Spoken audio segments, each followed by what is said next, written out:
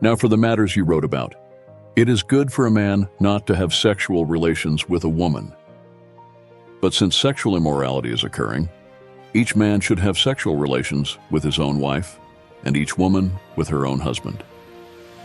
The husband should fulfill his marital duty to his wife, and likewise the wife to her husband. The wife does not have authority over her own body, but yields it to her husband. In the same way, the husband does not have authority over his own body, but yields it to his wife.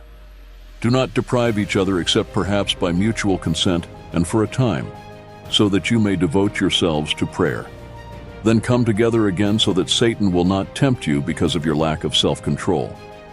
I say this as a concession, not as a command.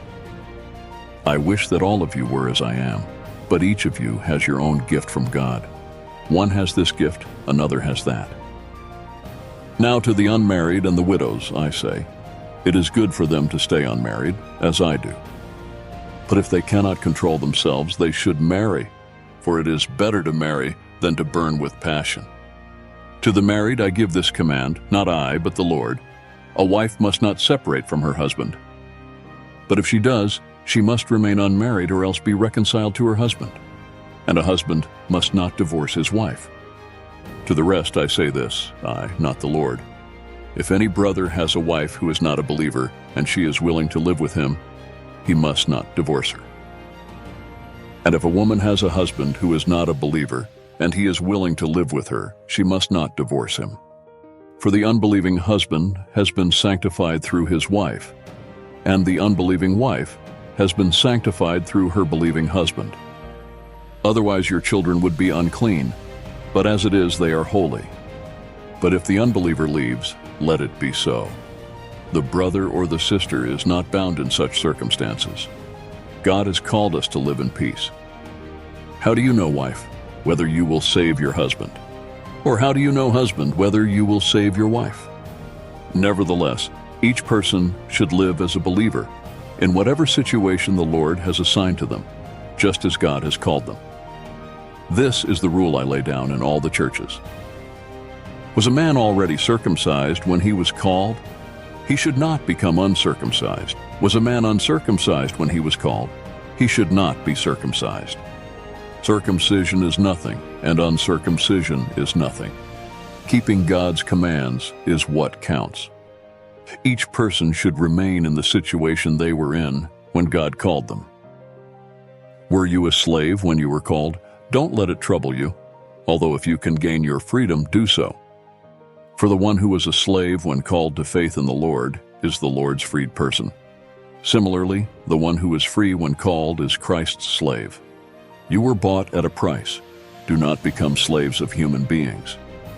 Brothers and sisters, each person, as responsible to God, should remain in the situation they were in when God called them. Now about virgins.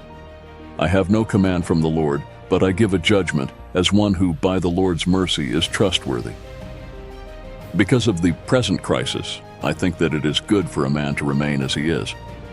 Are you pledged to a woman? Do not seek to be released. Are you free from such a commitment? Do not look for a wife. But if you do marry, you have not sinned. And if a virgin marries, she has not sinned. But those who marry will face many troubles in this life, and I want to spare you this. What I mean, brothers and sisters, is that the time is short. From now on, those who have wives should live as if they do not. Those who mourn as if they did not. Those who are happy as if they were not. Those who buy something as if it were not theirs to keep. Those who use the things of the world as if not engrossed in them. For this world in its present form is passing away. I would like you to be free from concern. An unmarried man is concerned about the Lord's affairs, how he can please the Lord. But a married man is concerned about the affairs of this world, how he can please his wife, and his interests are divided. An unmarried woman or virgin is concerned about the Lord's affairs.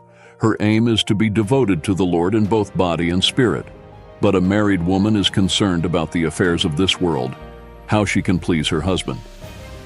I'm saying this for your own good, not to restrict you, but that you may live in a right way, in undivided devotion to the Lord.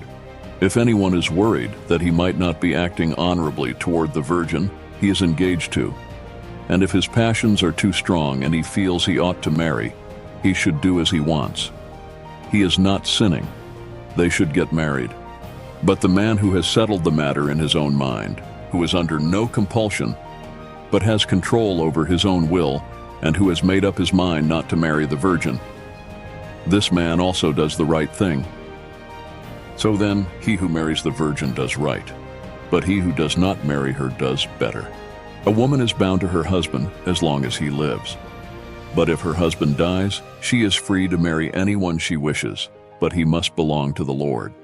In my judgment, she is happier if she stays as she is, and I think that I too have the Spirit of God. Amen.